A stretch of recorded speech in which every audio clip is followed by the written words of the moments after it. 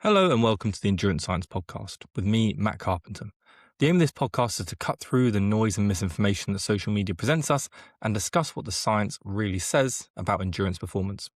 My name is Matt. I'm a lecturer in sports science, just coming towards the end of my PhD, looking at endurance exercise, particularly looking at diets and supplementations around endurance exercise. And that's pretty fitting when it comes to today's episode, because today's episode, I want to talk about arguably the most controversial topic on the internet, and that is ketogenic diets. And now, I talk about this as someone who has studied ketogenic diets for the best part of 10 years at this point. Just to give you a bit of an idea, the title of my submitted PhD is Chronic Ketogenic Adaptation, Strategic Carbohydrate Use and Ketone Supplementation, a mixed method investigation of chronic and acute ketosis. So my PhD was in ketogenic diets, and maybe this says something about me, but it's not gone down in controversy over the last 10 years. And it's one where the internet is full of hot takes, either that carbohydrates are the devil and everyone needs to go low carb to make sure they enhance their endurance performance, or more commonly the opposite, that if you drop carbs, then you're going to see a drop in performance. If you drop carbs, then you're impairing your ability to perform, etc., etc., etc. And so this podcast is a chance for me to firstly outline my journey and where I stand on ketogenic diets as someone who's studied them pretty intently. Also gives me a chance to go into the nuances of the diet. And what I mean by that is you won't be getting too many hot takes here, although I guess in the world we live in a hopefully, fingers crossed, balanced and nuanced take might feel quite hot, but we'll find out. You can tell me. But what I'm going to try and do is talk about some of the most interesting research findings and really what the body of literature on ketogenic diets and endurance has reported. Talk about some of the interviews I did with ketogenic athletes to understand not only the research-based sort of quote-unquote pros and cons, but also the experiences of chronically ketogenic athletes, because I interviewed 16 of them for part of my PhD. And then talk about my own journey in terms of where I stand on the diet, looking at where I came from when I started my PhD, which was very different to the position that I take now. So I want to structure this in 3 segments, really. The first one will be looking at the science of ketosis and carbohydrate restriction. What happens when you drop carbohydrate? Where's the popularity coming from? What's the rationale behind it? Then I want to move into what does the research say. So what research has been done. I'm going to give you a nice little journey of research on low carbohydrate and ketogenic diets. Really, it's the layperson's explanation of my literature review for my thesis. And so I should, fingers crossed, know this fairly well, although maybe I'll be humbled.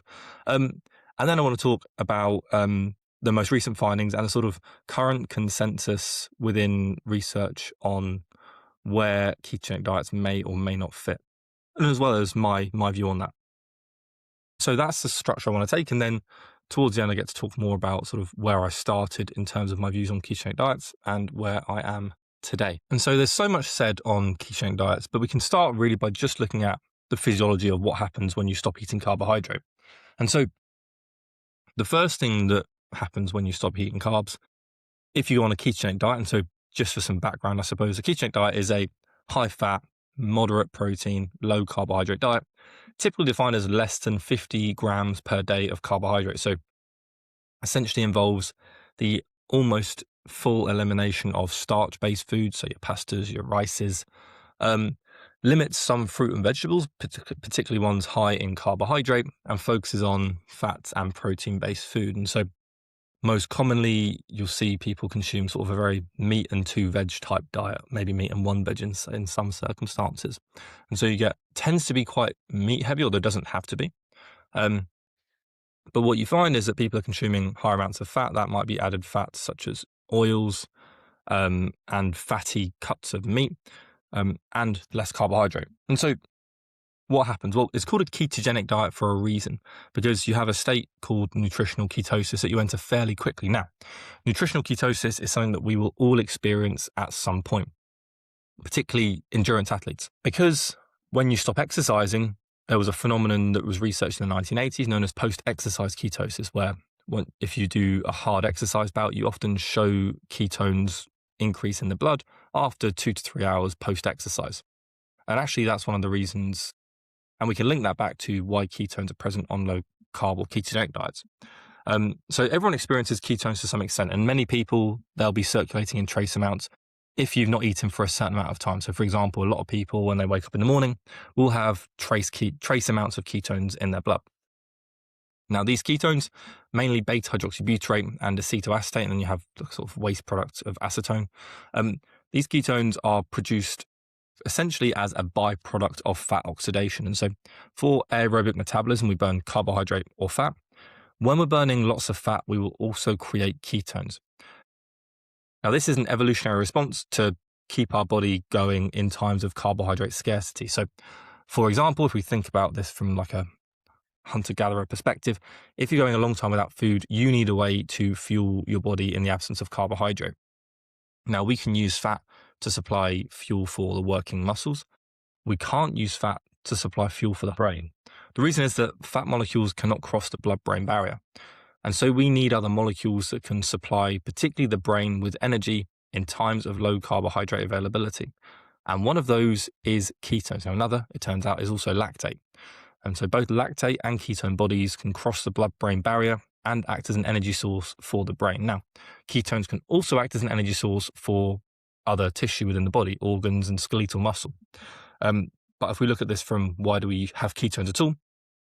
Essentially, the more fat you're burning, the less carbohydrate you're burning. And if you're burning a lot of fat, then you'll also start to create some ketones, because essentially it's your body understanding that if you're burning a lot of fat, you're burning less carbohydrate. Therefore, with less carbohydrate availability, you need something to fuel the brain, and that's what ketones do. So ketones will fuel the brain, and this essentially comes down to the workings of the Krebs cycle. Now, I'm not going to turn this into a biochemistry lesson, but just so we understand how ketones are produced, ketone body synthesis or creation occurs when acetyl-CoA production exceeds our Krebs cycle's capacity. And our Krebs cycle essentially is our aerobic machine. So when we're respiring aerobically with fat or carbohydrate, it's our Krebs cycle that's helping us create NAD, ATP, and then take us to the electron transport chain. But acetyl-CoA, which is our start of the Krebs cycle, needs oxaloacetate to condense into. Oxaloacetate in low carbohydrate conditions is diverted away from the Krebs cycle to help support gluconeogenesis, the creation of new glucose from non-glucose-based sources, because you're in a period of low carbohydrate availability. And so you end up with more acetyl-CoA and less oxaloacetate, and that means the Krebs cycle cannot function at normal capacity, or at least it only functions at the capacity of oxaloacetate that it has. And so what you end up with is that excess acetyl-CoA being diverted to the creation of ketone bodies. And so when you're creating or oxidizing more fat, you have greater acetyl-CoA relative to oxaloacetate, and that excess acetyl-CoA is used to help you create ketone bodies. And hopefully that makes sense in that evolutionary perspective that I've given, that when we're in low carbohydrate conditions, we do what we can to make sure we can still fuel the body or function. And so we have gluconeogenesis occurring, which oxaloacetate is helping out with. That is helping us, for example, break down proteins and create glucose out of them. And we have then also our ketone bodies created. And so ketone bodies themselves can fuel the brain, they can fuel the heart, they can do a lot of the things that carbohydrate and fat can do. And part of the rationale for the potential benefits from ketogenic diets come from ketone bodies, and I will talk about those. But the main rationale within endurance exercise for the role of ketogenic diet isn't anything to do with ketones themselves. That has added to it, particularly recently. But historically, it's always been about our ability to burn fat during exercise. And now, a couple of episodes ago, I spoke about the importance of fat oxidation. And fat oxidation, I believe, is really important for many aspects of endurance, particularly as you go beyond half marathon distance. And we know, and I mentioned in that episode, that the best way to create your fat burning machine, or to become a fat burner, is to stop eating carbohydrate. So it was put best by one of my old lecturers, one of the physiology lecturers at Kingston, who's now moved to Bournemouth, I believe, Dr. Judith Allgrove, who gave us this really interesting, really thought-provoking analogy in my second year of physiology. So I was a fresh-faced 19-year-old. And I still remember it today, so it clearly worked. And she put up Google Maps, and we were in southwest London, and she asked us to guess how far you could get running from southwest London just on carbohydrate. Not sure if she mentioned direction, but the answer was Watford. So you could get from southwest London to more or less North London on carbohydrate alone. I'm guessing these were just approximations, because the second one was then how far could you get running on just fat? And the answer was somewhere in Italy. And that was a really sort of cool analogy to get myself and my colleagues thinking about the role of fat and carbohydrate burning. And the idea that for long distance exercise, you need to be able to oxidize fat to some extent because carbohydrate only gets you so far. And so the theory goes that even lean athletes, like I mentioned, I think a couple of weeks ago in that fat oxidation episode, even lean athletes have abundant fat stores, 30 to 60,000 calories worth of fat.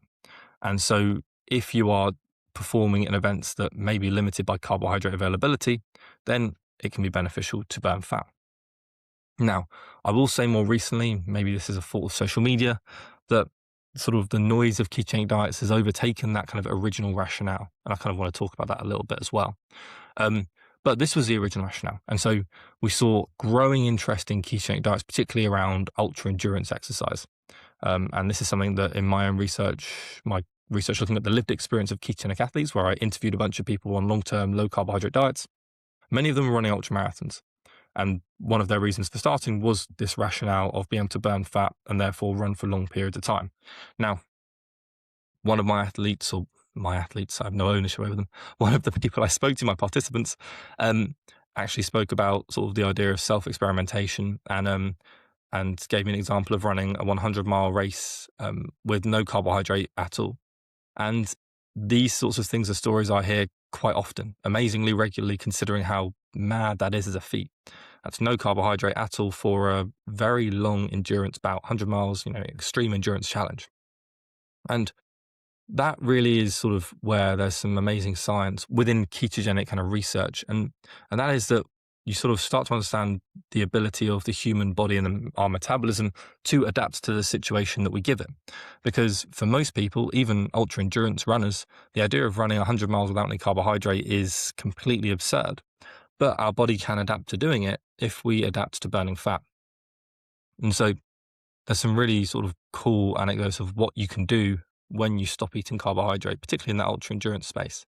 That isn't to say that it's the best way to run ultra endurance. And the interesting thing about ultra endurance research is that it's by nature extremely hard to study because it's hard to do an intervention with an ultra endurance task at the end, because if you get people to run, say, 200-mile races for you, one on a ketogenic diet and one on a standard diet, so many things impact ultra endurance performance that it's very hard to isolate one variable. So it's hard to study, and people therefore focus a lot on mechanism and theory. But you do see kind of a quite nice rationale when it comes to ultra endurance type of exercise, that being better at burning fat is going to reduce your need for carbohydrate during a race. Not necessarily eliminate your need, although like that individual I spoke to found, you can run with zero carbohydrate. Again, not something I would recommend. But it kind of shows what we're capable of. And that is the feat of fat oxidation and likely gluconeogenesis, so that oxaloacetate converting or going to support gluconeogenesis to create new glucose, because we still need glucose. No one's burning 100% fat. We need to maintain our blood glucose concentration throughout that bout. And so there's clearly a decent amount of gluconeogenesis going on during these kind of feats as well. And so that is where the rationale all began, really. But it's transcended that at the moment in a way, and I found this a little bit in my lived experience research. And part of that was many people weren't following a ketogenic diet for purely performance reasons. In fact, I kind of went into my research almost sort of expecting sycophantic sort of championing of the idea of ketogenic diets. What I actually found was quite a lot of pragmatism, and many people sort of stating that their performance hasn't changed. It's not actually got better since they stopped eating carbohydrate, but they like the way they feel. And so it's kind of gone beyond the performance realm itself. And I've found that a lot in sort of recent research and dialogue, where we're talking more about the dangers of carbohydrate rather than any potential benefit of ketogenic diets. And now that's not really where I want to take this podcast. I'm not here to take a pro low carb or pro high carb position. For me, I think nuance is really important. The context is important as well. Is there a health detriment to consuming high carbohydrate diets? Well, in the extremes, quite likely. I definitely have skepticism about 120 grams an hour and sort of research there in terms of a health consequence. But the way most people are performing, I don't think carbohydrate themselves are a bad thing. And now, again, excessive sugar intake, most likely a bad thing, but you can consume a high carbohydrate diet without pounding sugars constantly. So I think that's a different topic, and I don't want to talk about that, at least today, possibly ever. We'll find out. Depends how desperate I get for clicks. I want to talk really about the science and the research on ketogenic diets without making it a rant about the health consequences of carbohydrate. So the rationale I've discussed is that the ketogenic diet can substantially increase fat oxidation, and that may have contextual benefits. But what are the potential downsides? Now, this is where we can start to create a picture in terms of our rationale of who might benefit from a ketogenic diet and who might want to avoid it. And the key argument against ketogenic diets within endurance exercise is, as many people I'm sure can imagine, the importance of carbohydrate and the centuries of research we have on carbohydrate and its role within endurance exercise performance. And for a couple of reasons. The first one is the role of muscle glycogen, liver glycogen, so our stored carbohydrate and how that's impacted by a ketogenic diet. But then we've got a second one, and this is really, I think, arguably more pertinent because you can change your carbohydrate stores. You can just consume carbohydrate before race day. But more pertinently, you have the enzymatic changes that happen when you follow a ketogenic diet that increase your ability to burn fat, also decrease your ability to burn carbohydrate. And so I'll talk about that. And then you have the negatives of burning fat over carbohydrate. And so what I can then do is talk about the benefits of carbohydrate oxidation specifically. And so we've kind of got three strings to this. So the first one, our stored carbohydrate and its importance. So when you start a ketogenic diet, you will see insulin drop rapidly. And that is one of the factors that begins the process of fat burning increasing, carbohydrate burning decreasing. What you also get as a result is, because you're consuming less carbohydrate, your liver and muscle glycogen stores will decrease. Now, in terms of the scientific basis for this, we have a clear consensus over the 4 to 6 weeks of a ketogenic intervention that glycogen substantially decreases, which makes sense. You're consuming less carbohydrate, you're using less carbohydrate, and therefore you're storing less carbohydrate. This is why when people follow a ketogenic diet to lose weight, they'll find they lose weight very rapidly in the first few days because their glycogen stores depleting, glycogen's bound to water, so your water weight goes down as well. So that happens over a few weeks. But it also very likely continues to occur over a prolonged period of time, most likely for the entirety of the duration someone's on a ketogenic diet, and muscle and liver glycogen will be low. And there is some research that disputes this. And so Volek 2016 produced a phenomenal study, actually was some of the inspiration for the work I did, looking at the metabolic characteristics of keto-adapted endurance athletes. And they reported that muscle glycogen levels were no different at rest between ketogenic athletes and their group of non-ketogenic athletes. This is interesting for a couple of reasons. The first one is that it's the only paper of its kind that reported that. Not that there are very many others. There's only really one other study that looked at this over a long period of time, so over beyond the 4 to 6 week mark. That was a Webster et al. Paper from a group in Cape Town. They found that there was a decrease in muscle glycogen levels over, I think it was 6-month period of people on low carbohydrate diets. And so you've got two studies. You've got one showing no decrease in muscle glycogen and one showing that there was a decrease. Now, to be quite frank, wasn't sure what to make of this discrepancy. It's quite hard to look at these two studies and see something particularly different in their participant profile. But Louise Burke, who is sort of the biggest name probably in the world when it comes to performance nutrition, based out in Australia, and has published on ketogenic diets as well, spoke about her thoughts on this. And her thoughts essentially come down to, at least my reading on what she wrote about this. This was a long time ago now, but I was keeping a very close eye on it because her words make waves when it comes to sports science and sports nutrition, were that she thinks there was some kind of error in the Volek paper in terms of the muscle glycogen levels. And what I'm going to do is I'm going to link this Twitter thread that Louise Burke posted all the way back in 2020, because this for me was extremely interesting and really thought-provoking.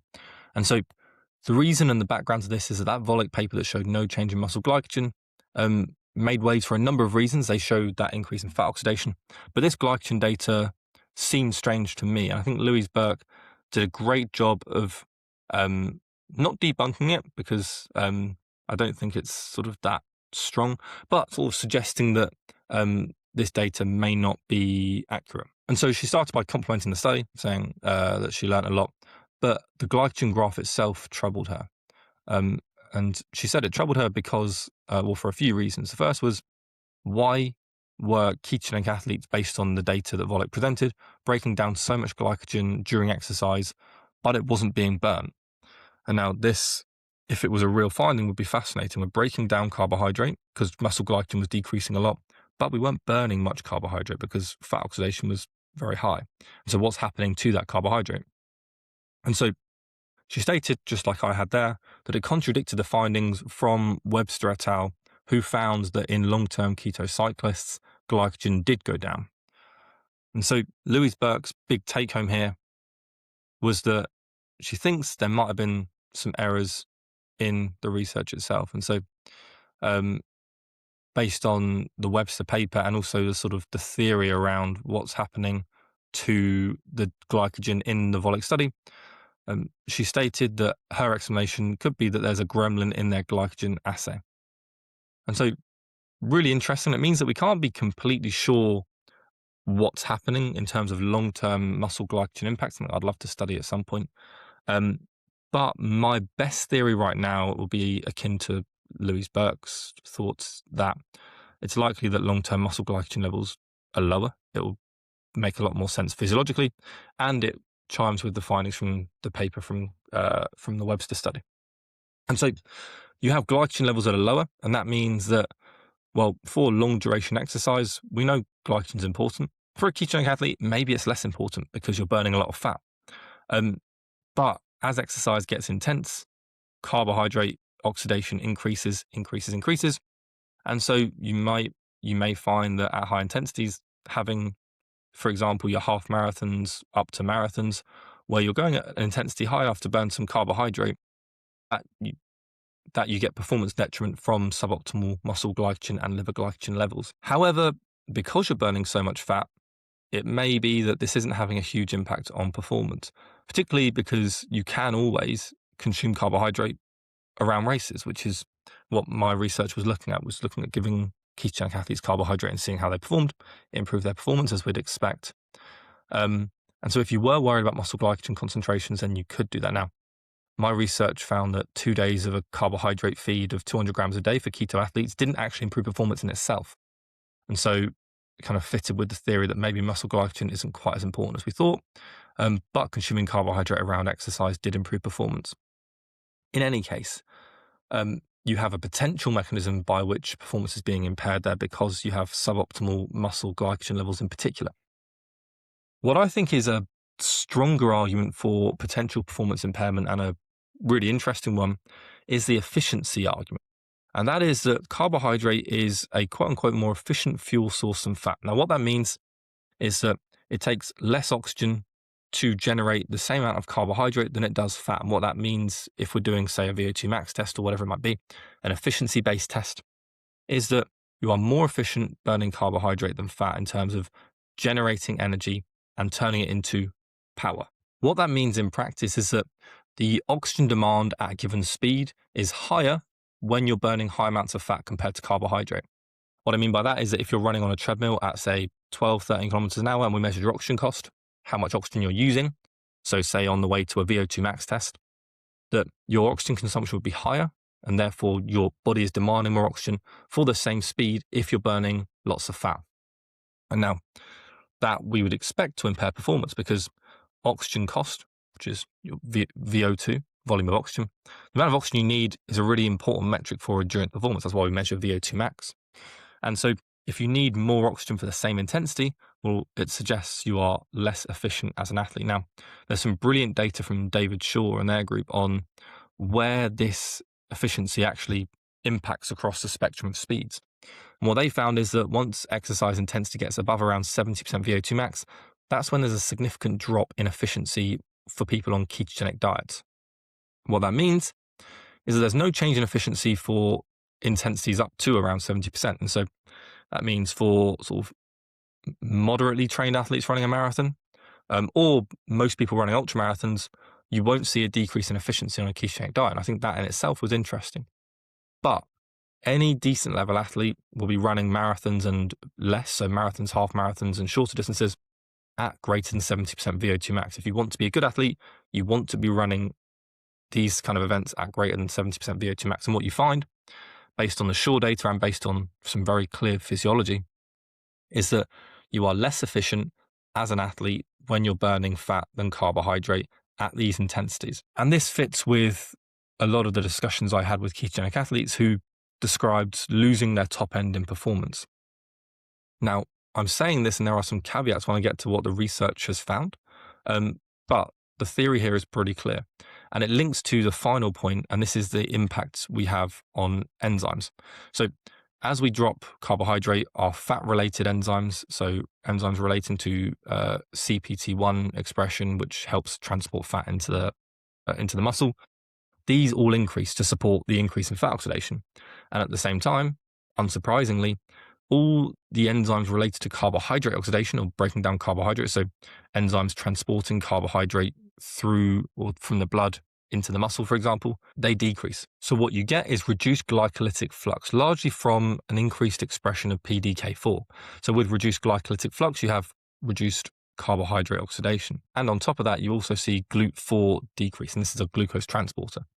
And so we have diminished capacity to utilize carbohydrate. And again, this is why we're burning more fat. And so all these three separate aspects, our decrease in muscle glycogen, our decrease in glycolytic flux, and our impairment in exercise economy, they're all kind of linked together, really, because the enzymatic changes are linked to the reduced carbohydrate intake, as are the glycogen drops. And those two factors are what are resulting in increased fat oxidation, which is impairing exercise intensity above 70% VO2 max. And so you have the potential benefit of fat stores being essentially unlimited, being beneficial for long duration exercise, but the potential drawback, particularly within high intensity exercise, that carbohydrate is a more efficient fuel source as intensity is high, and that you will have impaired muscle glycogen stores on top of a diminished ability to oxidize carbohydrate based on enzymatic changes.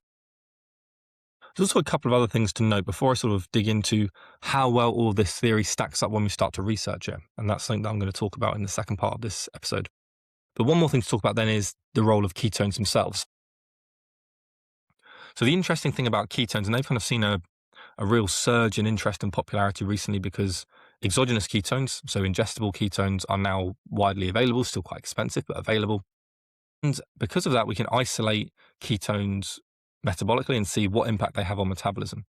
And ketones are fascinating. So my PhD research looked at exogenous ketones as well as ketogenic diets.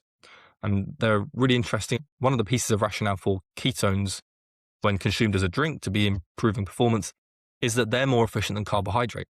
And so you have carbohydrate being more efficient than fat, but ketones, when metabolized, require less oxygen than both carbohydrates and fat. And this is interesting for a couple of reasons. The first one is that it might be the reason that we see no change in exercise economy below 70% VO2 max with people on ketogenic diets.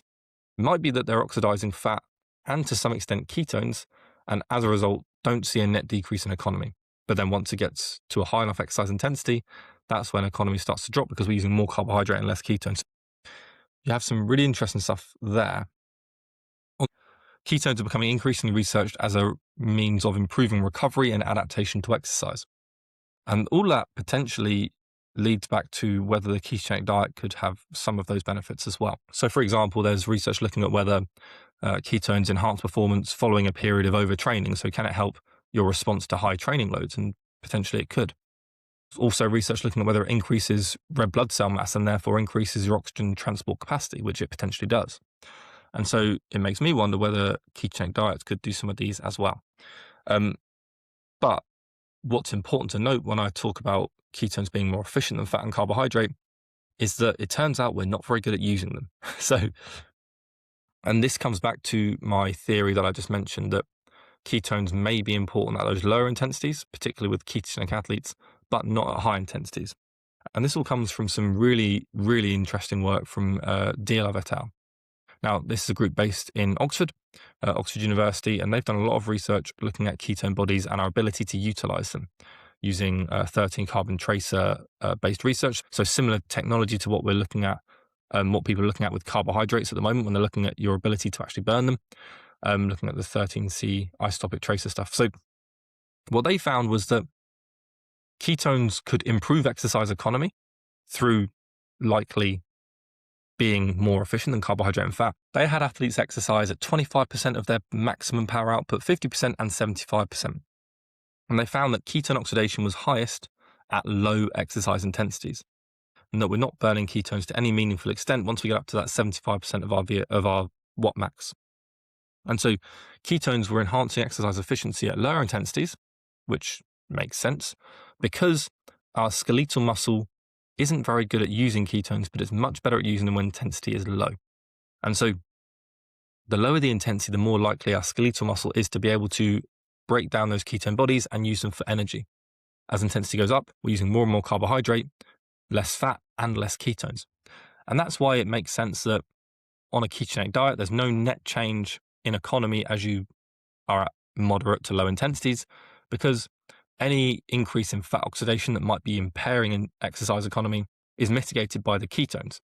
However, once you get up to a high enough intensity that you're burning much less ketones or fewer ketones, that's when you're likely to see a decline in exercise economy, which is interesting. But it also is why, firstly, exogenous ketones don't seem to enhance exercise performance at any high intensity or really low intensity, because they're just not burn enough. So the DLF paper seemed to show maximal ketone oxidation rates of about 4.4% of total energy. So only about 4.4% of your energy expenditure or your calorie breakdown was coming from ketones.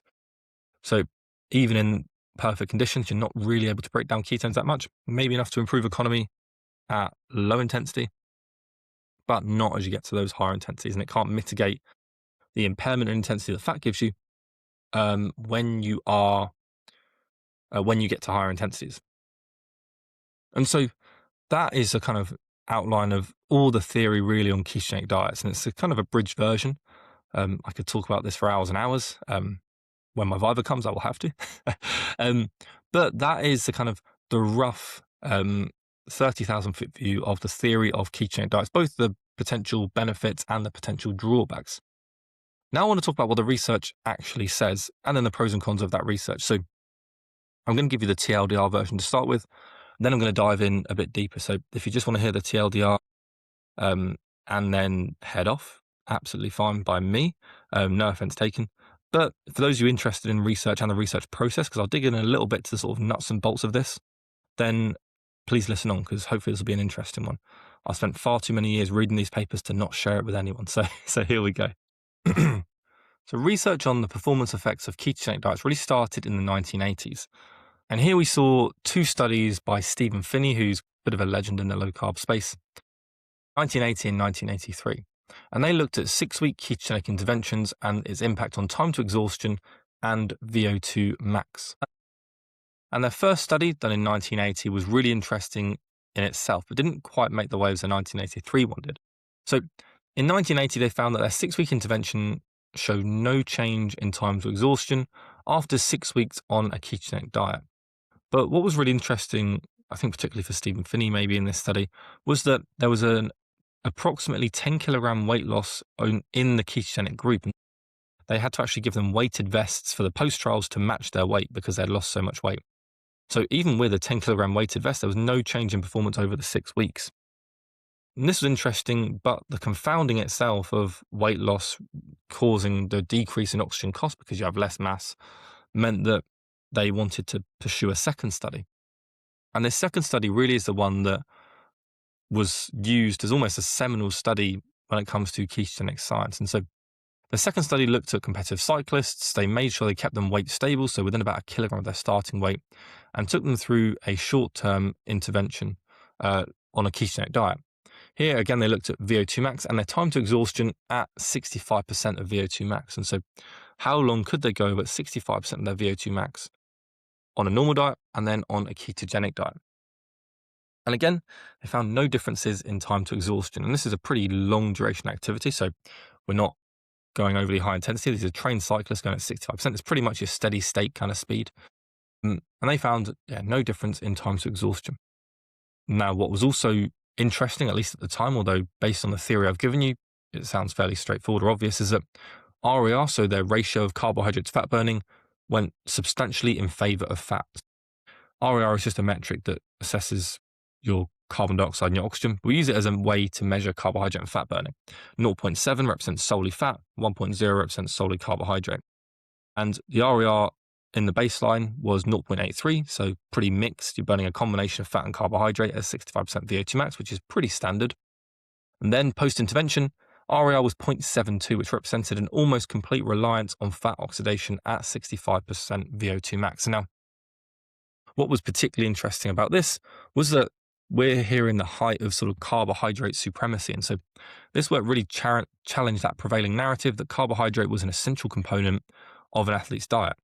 So with the history of carbohydrates and their role in endurance performance, it's not until these kind of studies that ketogenic diets have been sort of given the light of day or given consideration within endurance context. Because before this study, based on the research of Bergstrom and their group in the 1960s, we would expect every time someone drops carbohydrate, their performance goes down. And what Finney suggested was that after a time of adaptation, there was at least a chance that your performance doesn't change at all. And so that's really where it all began. But there wasn't much follow-up research on that Finney work. And Finney saw a bit of a resurgence in his own popularity. He released The Art and Science of Low Carbohydrate Performance with Jeff Volek in, I want to say, the sort of mid-2010s, which is one of the books that really inspired my own interest in low carbohydrate and ketogenic diets. And again, maybe this is the contrarian in me, but it was that consideration that maybe everything we know about carbohydrate and about fueling for exercise is wrong. And now, looking back in hindsight, just because we may find that low carbohydrate diets don't impair performance, it doesn't mean that carbohydrate isn't beneficial. It doesn't mean that everything we've been taught is wrong. There's a world in which both things can be true. And that's kind of the position that I am moving towards. But that was the start of the science. Where did it go from there? Well, like I mentioned, for a while there wasn't much noteworthy research. And there were some studies on short-term fat adaptation. So Burke and Hawley out in Australia did quite a bit of work looking at, say, 7-day ketogenic interventions or 5 days low carb with 2 days of carbohydrate refeeding. So that sort of carbohydrate restriction followed by reintroduction. They found generally that ketogenic diets were impairing performance over these short durations. And so what we then ended up with, that still continues to some extent to this day, is a war between how long does it take to become keto adapted. So the work of Burke and Hawley supported the idea that ketogenic diets would impair performance in the short term. This had been shown originally, actually in 1939 by Christensen and Hansen, and they looked at a 7-day ketogenic intervention and found that it impaired performance substantially. And so we've known for a long time that ketogenic diets impair performance, at least in the short term. What was unique about Finney's work is that they looked at that longer period. And so Finney then became a big advocate of longer adaptation periods to allow performance to normalize. And so that's something I want to talk about in the context of research now moving to the present day. Because the most famous work done on low carbohydrate and ketogenic diets, I would say, is the work of Louise Burke at the Australian Institute of Sport. And they've done a series of papers mainly looking at elite race walkers. And this is really the only research to date looking at elite athletes and putting them on ketogenic diets. And what they found consistently was performance got worse for these athletes. And so there's a couple of reasons for this most likely. So Louise Burke is pretty big on the efficiency argument, that being that carbohydrate is a more efficient fuel source than fat. And their research demonstrated increased reliance on fat, as we'd expect, and a concomitant reduction in exercise efficiency. Now, important caveat here is that these were fairly short duration events, which we'd expect. They're race walkers doing Olympic-based events. And so they're above 70% VO2 max. And so based on Shaw's data, it's not unexpected that their efficiency gets worse. And their performance got worse at the same time. And so you have a clear line there looking at efficiency worse, performance worse. And we have data on the best athletes around, elite athletes. It's very hard to study elite athletes. And so it's amazing they got to study elite athletes, and they showed that over a 3-week period, performance got worse. Now, where this becomes interesting is that you then end up in the sort of online war of, was it long enough, a 3-week diet, etc. Now, you always want as long as you can in these kind of studies. When you've got elite athletes, it's obviously very hard to do a longer intervention. What they have published more recently, though, and this is, I think 2023, a McKay et al. Paper looked at the same group of athletes and showed training quality was impaired. So what we have is data that shows training quality is impaired over the first 2 weeks of a ketogenic diet, which chimes perfectly with my lived experience research. So the conversations I have with athletes who largely discussed feeling horrible for the first few weeks. A couple of athletes who found no difference, but most found it hard to, some of them found it hard to go walk their dog for the first week, which was intriguing. And so it's not unexpected that performance is impaired in the short term, partially because training quality is massively reduced. And so there is a consideration on my end that if you've had 2 weeks of impaired training quality, that may impact your performance at week 3, compared to a group that have had no change in training quality. So there is a potential confounder in their research, which is the confounder of training volume and training quality. But they still showed that exercise economy change, and they believe that is the causal link for why performance is worse, which may well be the case. What is interesting is that a lot of research, bar the work of Louise Burke, has found no difference. And the majority of research has found no difference in performance looking at carbohydrate versus no carbohydrate. And now, once more, you can look at the sort of different type of athlete and the different type of exercise. And so the study that was sort of the most positive really looking at ketogenic diets was McSwiney et al. 2018. They looked at 100-kilometer cycling performance, which is about 2.5 hours of cycling, and they gave a longer adaptation period. It was a 12-week period. And they found that there was no change in performance, but the fact they found no change in performance was remarkable because the methods in this study were really cool, fantastic study, massively favoring, at least on paper, the carbohydrate-based condition, because their in-race nutrition for the carbohydrate group was carbohydrate. They consumed carbohydrate gels throughout, not at 90 grams an hour, but they consumed enough carbohydrate you'd expect it to improve their performance, whereas the ketogenic group did not consume any calories during the race. They were consuming electrolytes and water. And in spite of that, there was no change in performance. And in fact, power output towards the end favored the ketogenic group. And this is where research gets interesting because the vast majority of research, like I mentioned, has shown no difference other than the Burke papers. As long as, and this is with the caveat of studies lasting at least 3 weeks. Now, what some people argue is that a lot of studies are underpowered, which is absolutely true. So there's not enough participants, so you may not detect an effect. And others will argue that elite athletes are much more prone to small changes in performance, which is also true. And so we may not be picking up on changes in recreational or non-elite athletes. And on top of that, a lot of research may not be high enough intensity to note a decline in performance from ketogenic interventions. And so this is when things really get interesting, because when you take the research as a whole, when we look at longer duration type exercise like the McSwiney paper, we don't see a change in performance, but maybe some would suggest we don't expect to, because for longer duration events, there may be some benefits to a low carbohydrate diet that makes it a net neutral. But we would expect it to impair performance in short duration events. Now, what's interesting is that even that is being challenged now outside of research in elite athletes. And so in sub-elite athletes, the majority of research on low carbohydrate diets tends to show no change in performance. So just to give you a sort of rundown of some of the examples, we've got the McSwiney paper I mentioned where participants were consuming 30 to 60 grams an hour of carbohydrate in the carbohydrate group, whereas in the keto group, no carbohydrate at all, and they found no change in performance for a 100K cycle. Then you've got the Finney work of 1983. Again, no change. But there's a couple of really interesting ones, ones that I find interesting at least, and they're Cyprian and Dostal et al. Now, these two studies were both done looking at sort of an intermittent high-intensity performance, so doing higher intensity work following a ketogenic intervention.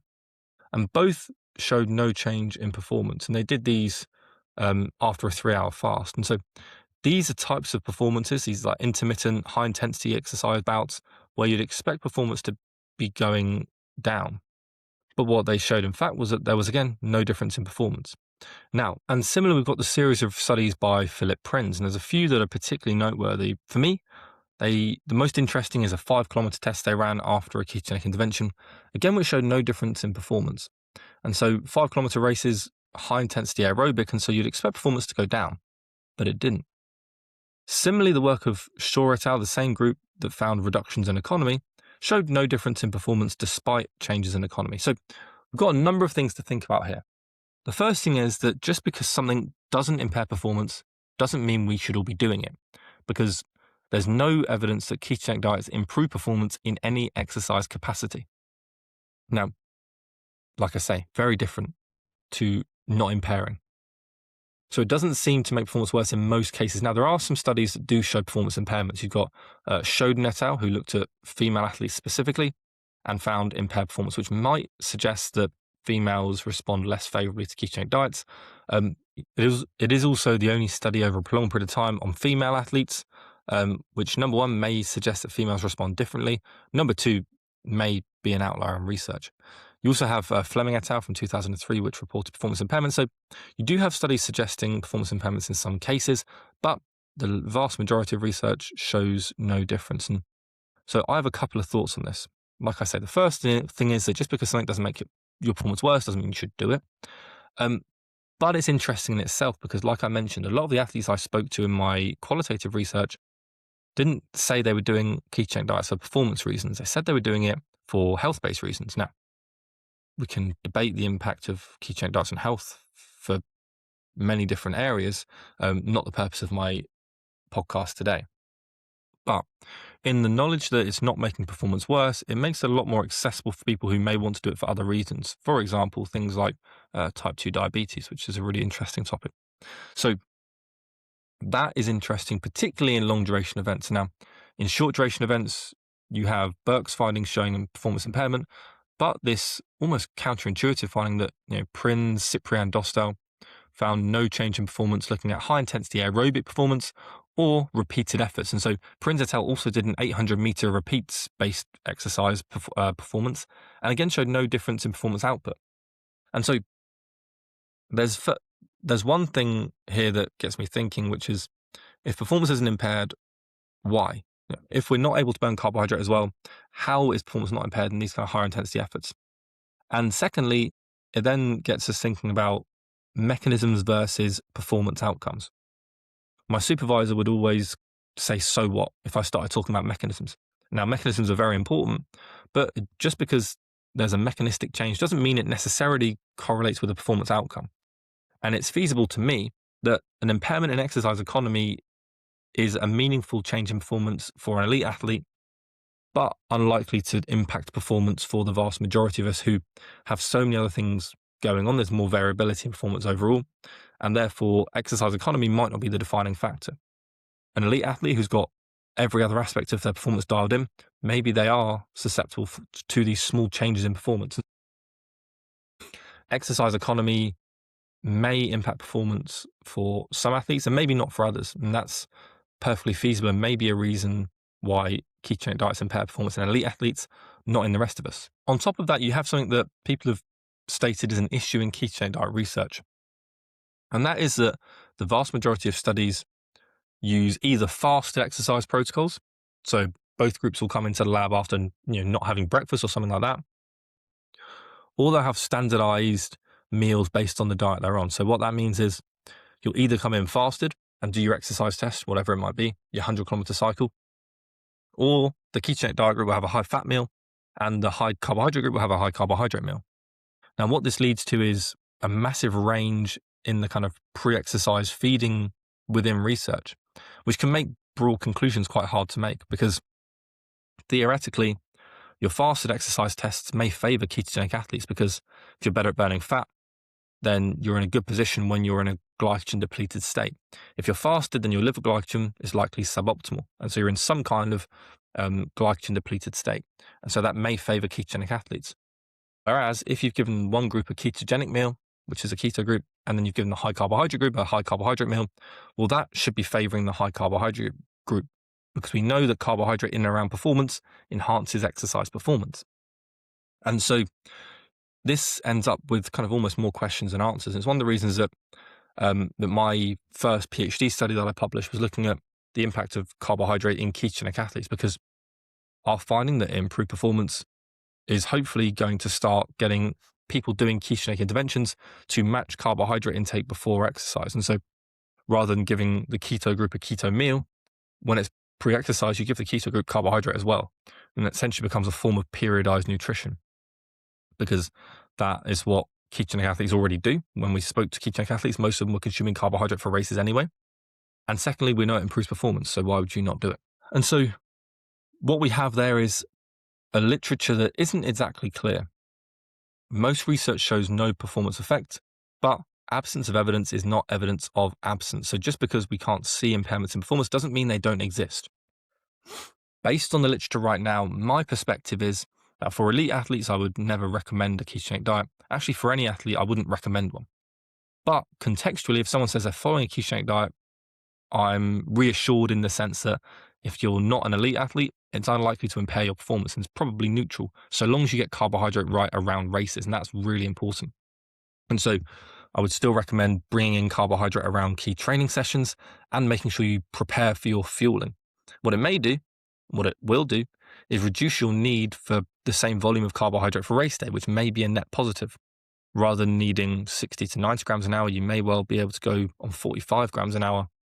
And that might improve performance through reducing GI issues, for example. So there's a lot of context that's important, but as a general overview, I would suggest that my reading of the research is that ketogenic diets, once you have sufficient time to get training intensity and volume back to normal, is likely net neutral.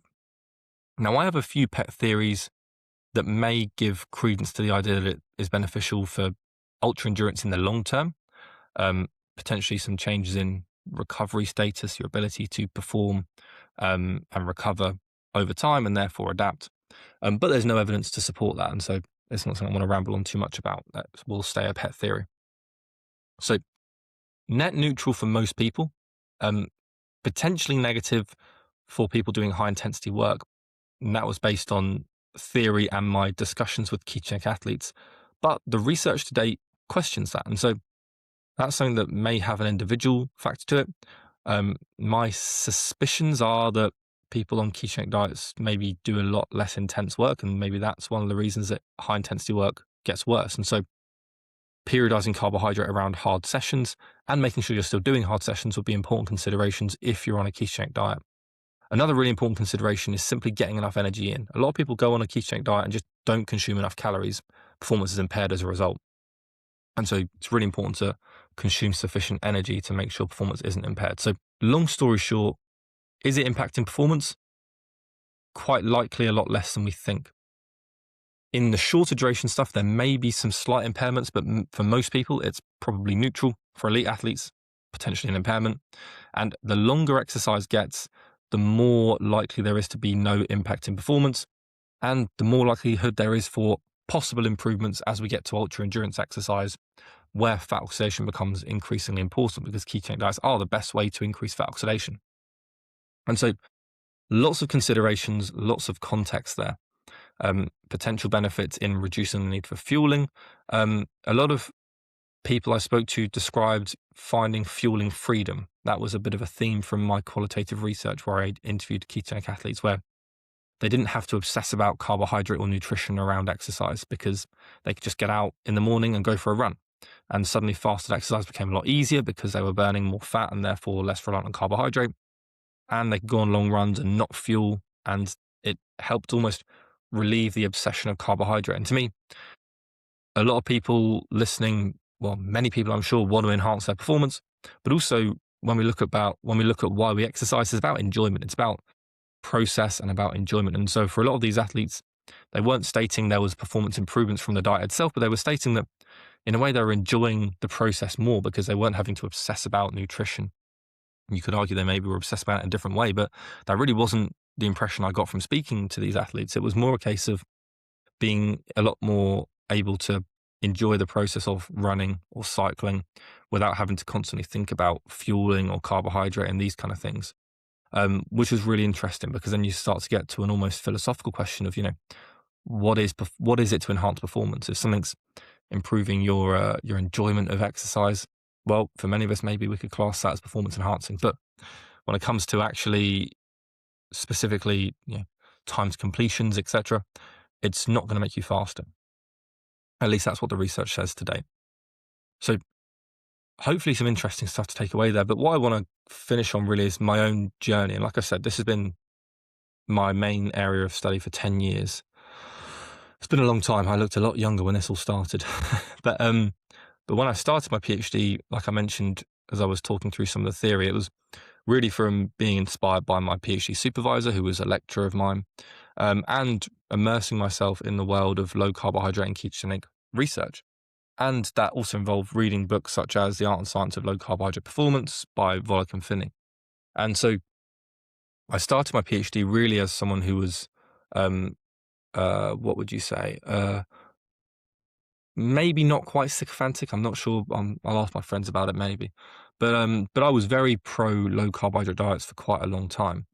Um, Particularly looking at long distance and ultra endurance based stuff. But I was definitely moving towards a less nuanced perspective.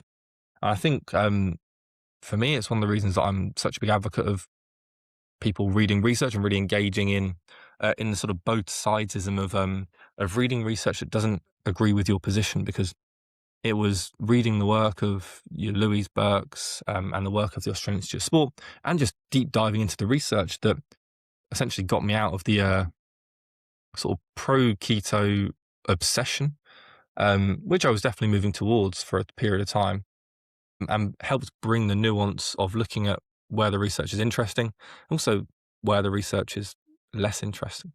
Um, what I find particularly sort of noteworthy with this body of literature is that the most interesting aspect is the lack of an effect.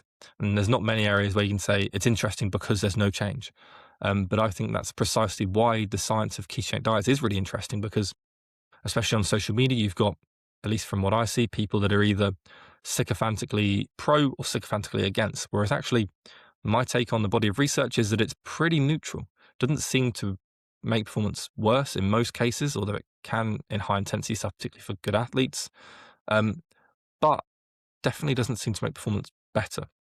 I think that's why there's been a big pivot to, okay, carbohydrate or okay, ketogenic diets don't make you faster, but what about the health aspect? And I think that might be why there's been a kind of pivot towards that from sort of certain keto advocates, as I would call them. But it's a really interesting area of research, and I've thoroughly enjoyed studying it. I hope to continue to study it in my sort of early career researching where I'm at now at the University of Northampton.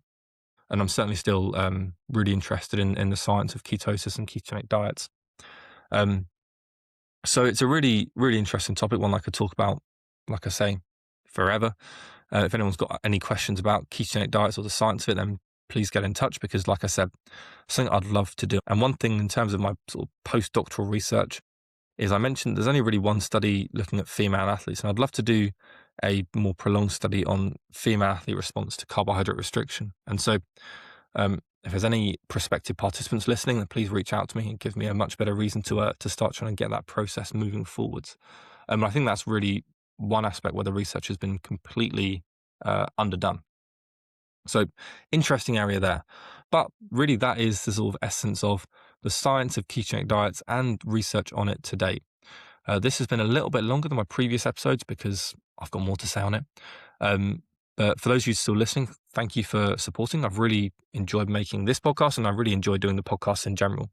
This is really now my main means of science communication. So I'm trying to find time to make sure I'm still uploading sort of videos to Instagram and TikTok. But this is really the aspect of science communication that I'm spending my time thinking about and trying to plan, really trying to make a success of this. And I'm hoping to bring you some more interesting content in the weeks to come. So I will always continue doing these weekly podcasts. And if you've got any content ideas, please let me know. Got lots of ideas for stuff coming up. So hopefully some more interesting videos and topics. What I'm also looking to do, and I'm sort of actively discussing with a few people now, the idea of bringing a few guests on. And my idea really is to get people on who are doing stuff within science or within the applied world, and start to look at, firstly, scientists that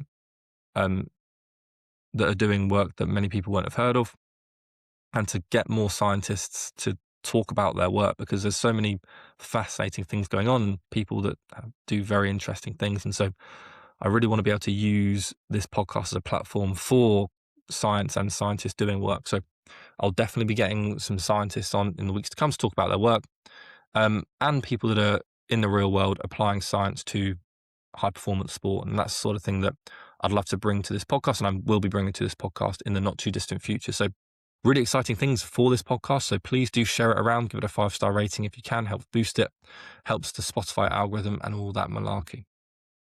Other than that, thank you very much for sticking with me. I hope this is interesting for you and it wasn't just me rambling through my PhD. In future, I will talk about my PhD findings. I'm waiting for the end of my PhD, so getting through the Viva, and then what I'll do is I'll do like a special podcast on my 5 PhD studies and talking through those, because I've done them for far too long to never speak about them. But other than that, thank you very much. I shall see you next week.